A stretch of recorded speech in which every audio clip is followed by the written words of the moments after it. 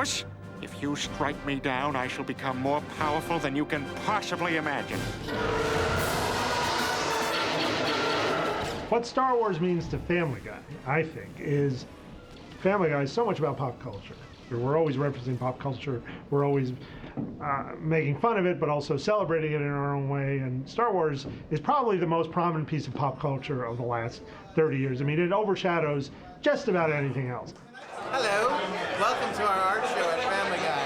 Hope you guys enjoy it. We've got a lot of great pieces, good Family Guy-inspired art from the Family Guy artists here on Star Wars, the best thing in the world that anyone can do anything else. It's interesting that Family Guy would choose to do Star Wars because the writers here, the people who work on this show, when you get to know them, you realize that Star Wars is integral to who they are, which is kind of fun, actually. Hey, what are you doing with my Star Wars glass? Illustrating a point. I don't know any book or any piece of literature ever the way that I know Star Wars. And, you know, I think a few of us on staff are like that, and a lot of our fans are like that. Draw pictures, do you? Come on! Strong with the Force, young Skywalker is. God, I don't believe this. That is why you failed. We always go to Star Wars, because so many people on the show are huge Star Wars fans. So we go to that well a lot to mine comedy out of. Oh, God, it's like Orson Welles' Autopsy. All right, just... It actually became kind of a natural progression to actually say, okay, enough of these little bits here and there, let's just do an entire episode that's just Star Wars. Oh, this is an even bigger jackpot than when the Emperor figured out the formula for great Star Wars dialogue. Something, something, something, dark side. 20th Century Fox has a very close relationship with Lucasfilm, and the lawyers at 20th Century Fox started to say to us, if you want to do these Star Wars gags in these episodes, we have to get the clearance from Lucasfilm. Are you happy? I've never been happy. Since they weren't giving us any choice, they started sending our gags to Lucasfilm, and Lucasfilm kept coming back saying, yeah, that's fine, great, go ahead. And we just kept sending new gags, and they kept saying yes. And so Seth got the idea of, like, why don't we just do the whole movie? Why don't we just do a Star Wars episode with our characters? Raja Nabadua Gola Walkie Nipple Pinchy, and a 1 and a 2. Seth and I, hang out sometimes outside of work. We go and sing karaoke together. Oh, no, the altos were early. I remember him saying one night when we were there, what if we did a Star Wars episode? And I'd be like, I think that's the best idea you've ever had. And he said, well, and you would write it. And I was not going to argue with that. I was like, that would be, I could get, hit by a bus the next day and my life would be complete if that happens. Oh man, this is the album I had when the movie first came out in 1977. And they told me I was going to direct the Star Wars episode. First thoughts, well, after I wet my pants, it's pretty cool. It's pretty cool. What I remember getting the first outline to a title called Blue Harvest was disbelief. I think we just, and then we had to read it a couple times to realize that oh my God, we might really be doing this. It's always a battle, though, isn't it? Yeah, it's a trade-off. Detailed like this is really detailed. The Falcon is pretty detailed, so that's why they made me strip it of just about everything that we didn't really need for that shot. Right. Every artist on the show wanted to be involved in it. I mean, they're just all huge Star Wars fans, and I think they did a lot more work than they had to on this one because it was such a labor of love.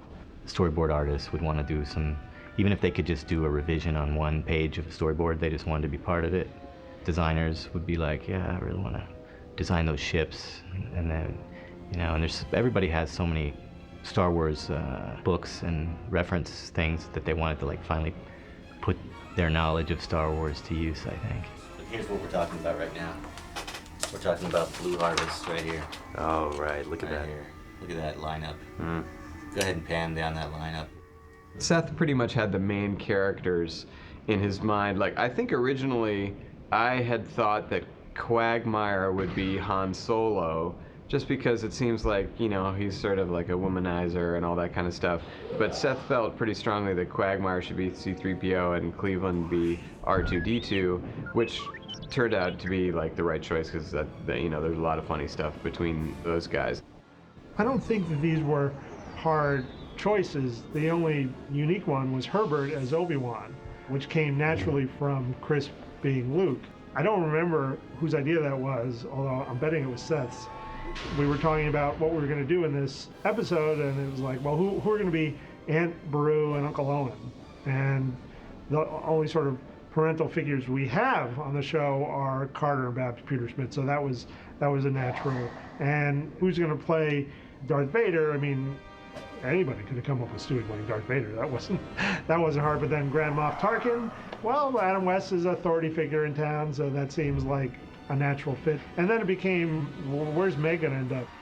I think my one big contribution to the character parade was having Meg as the garbage compactor creature with the one eye and no lines, which I think usually gets a laugh.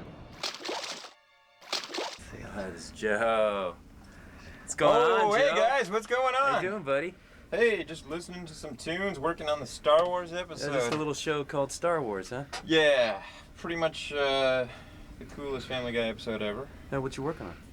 Hey, right now I'm working on the cantina scene. Why don't you tell us what kind of storyboard issues you had? A lot of people were saying, oh, this is going to be easy because you can just copy shot for shot Star Wars, but you can't and keep it in the Family Guy style. So even this shot, although similar, is a lot different than the film. Like Luke and Obi-Wan are in the foreground, and R2 and 3PO are in the background. And so a lot of these scenes just kind of capturing the essence of Star Wars. So yeah, and this, copying the shots that Lucas had. We got some cantina dudes, and we wipe with a figure in the foreground to another character who, in this case, happens to be the evil monkey. And have some sweet pans across the desert here with the land speeder. Some of the characters were difficult to draw because we have so many poses already to do for each character. Stewie, for instance, he has so many lines all over his helmet and his face, and all the gear he has to wear and all that stuff, that it's pretty labor intensive. But then on the other hand, he had no eyeballs, so we didn't have to worry about acting for him or Cleveland R2-D2. Hello? Hey Steve, what's up? Is this about the Star Wars episode? Oh right, treat Cleveland R2 as if he's real R2. Sometimes the third leg comes out, sometimes it doesn't. Yeah. Is that it? Okay, bye. See, that kind of stuff's happening all the time.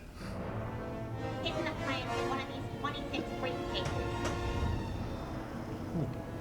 It's fine. Could we step through that and see how it works? This is an animatic, and we're trying to make it just shooting the storyboards and moving them around, fussing on it. We kind of try to sell the show to like the writers and producers, so everybody looks at it and goes, "That's going to be great," and they don't rewrite it, and everything after that has to get timed and shipped over to Korea, where they do all the in-betweens in color. Oh, it's okay. I'm just happy to be on TV. All right, take it away. So when will this be on?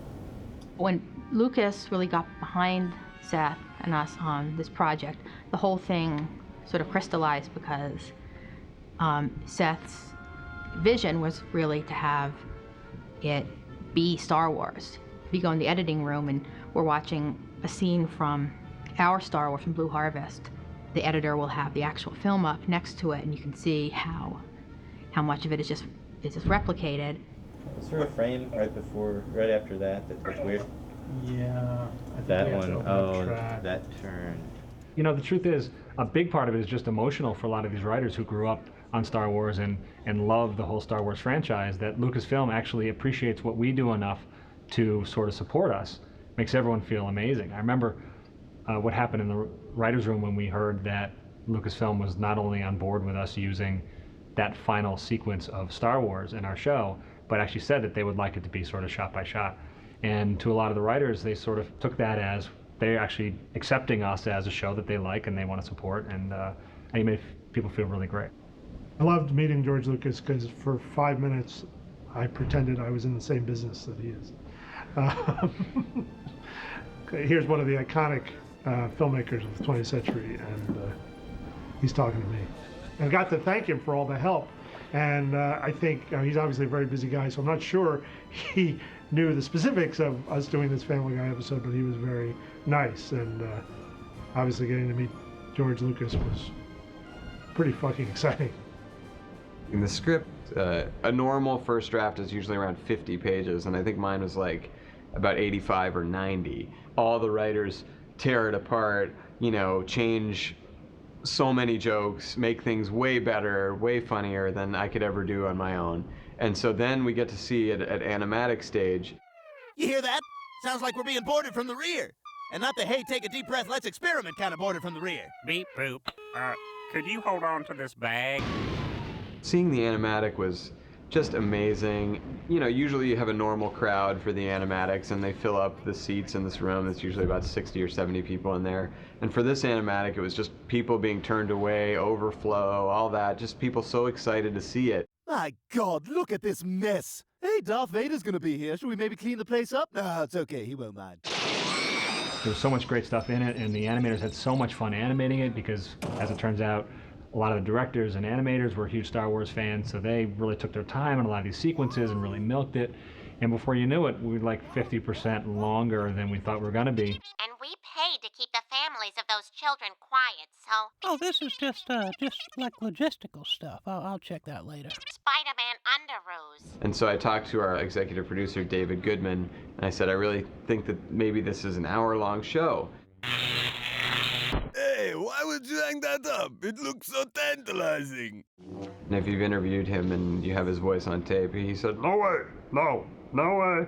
And so then, of course, when I came back and we brought it in, Seth later said, you know, I think this might be an hour-long show. And David, in his usual fashion, was like, oh yeah, definitely. So now it's an hour long. Princess Leia, we've chosen to test our Death Star planet blower-upper gun on your home planet of Alderaan. No! She said no. Should we still do it? Yeah. You know, in general, I think the hardest scenes probably were, you know, we had to follow the movie because it was a retelling of A New Hope through Peter. But it had to be shot a lot of times in sort of a way that was more representative of the style of Family Guy. Good evening, Death Star. Tonight, a special report on the controversial attack on Alderaan. While some view the attack as unwarranted, the Empire has obtained proof that Alderaan was in possession of weapons of mass destruction. So it was kind of cracking that code visually to see what we could do to still keep the essence of the original New Hope and look almost as if it was identical and yet still retain some of the new gags and lines and the spirit of Family Guy. Aren't you a little fat to be a stormtrooper? Well, stay here and rot, you stuck-up bitch. Wait. We tried to make all the ships pretty accurate to Star Wars, but then they're a little puffier. There's a little more cockpit area room so that the chubby Family Guy characters could feel like they were in the same universe. What the hell? Oh my God, we came out of hyperspace into an asteroid field. I thought it would be very cool to name the episode Blue Harvest because Blue Harvest was the fake production title of Return of the Jedi. Because if they said it was Return of the Jedi, fans would be showing up to set. If call sheets got out and location managers, you know, were calling it calling it Return of the Jedi, you would have had fans showing up in the forest and ruining shots and doing all this. So they called it Blue Harvest to sort of hide it from the public when they were shooting it. So I thought, oh, wouldn't it be clever to name our Star Wars episode Blue Harvest to sort of, you know, for the geek fans would know what it meant already and other people would be sort of in the dark. But now, of course, we are doing Empire and Return of the Jedi, so it would have made way more sense to call the Return of the Jedi episode Blue Harvest. And so I kind of feel badly that I burned that title. Can I see your lightsaber?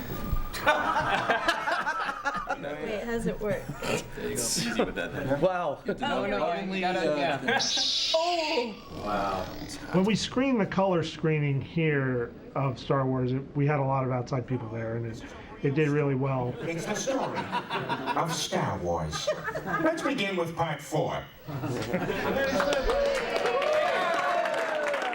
They screened the color here like 3 or 4 separate times. They screened it once and there was overflow and went crazy. They screened it again later in the day for people that couldn't be at the first screening. They screened it for the American Dad writers, and I feel like they screened it, you know, another time. So I think that everybody kind of knows that sees it that it's gonna like totally kick ass. Governor Tarkin, I recognized your foul stench as soon as I was brought on board. Actually that's me. I'm in Darth duty. I sift my pants. My diaper's gone over to the dark side. I got pages of these, I can go on. I feel badly because I feel like everybody tried a little harder on this episode that happens to have my name on it, so the end product is just gonna be like so awesome. Obi-Wan! Of this ado, I want to bring out the people who make Family Guy. Let's bring them out. We've got executive producer and writer David A. Goodman. We took some scenes to Star Wars convention here in Los Angeles, and it was a little nerve-wracking. We cut together some clips. When you have an audience of like 2,000 or 3,000 people there, the laughs are always just so great and you know, just rolling and long and loud. And I mean, it was just like an explosion for the Star Wars 10 minutes. They were so hungry for it and just so right there with every joke. Who would you rather do? Jabba the Hutt right after a shower or a service droid? My father was a service droid. Our opening crawl, I mean, we all enjoyed it and we all laughed at it, but to hear this room full of 3,000 people laughing at every joke on the screen and laughing at the next one and the next one, and there was building laugh watching that crawl. What an amazing moment. The writing staff and the animators got to see, you know, an audience reaction, which we never get to see, and then just big laughs all the way through it. And then, of course, there's that first shot of the Imperial ship coming over, and then it has the Bush-Cheney bumper sticker on the back of it, and that just explodes the crowd. And there are so many points in that 10 minutes that we showed them where the laughter was so loud that it would cover up like the next joke. Yeah! That's how we do it in my neighborhood, bitch! It's just great. I wish that I could watch that episode only with 3,000 people every time. I got him! I got him! Great kid, don't get penisy! For a year or however long you work on it, at some point you're like, am I getting tired of this episode? But I mean, that's inevitable. But when you then see it with a crowd of people afterwards and you see the reaction that everybody has, it just comes back to you. Go get it!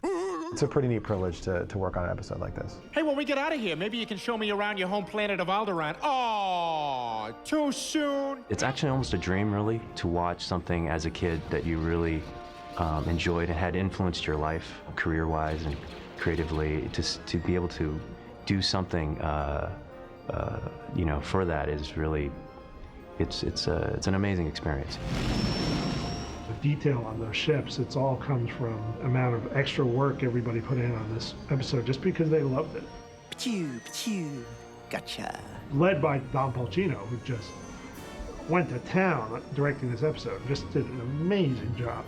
I think that fans will really like it because the animation studio in Korea really did a bang-up job.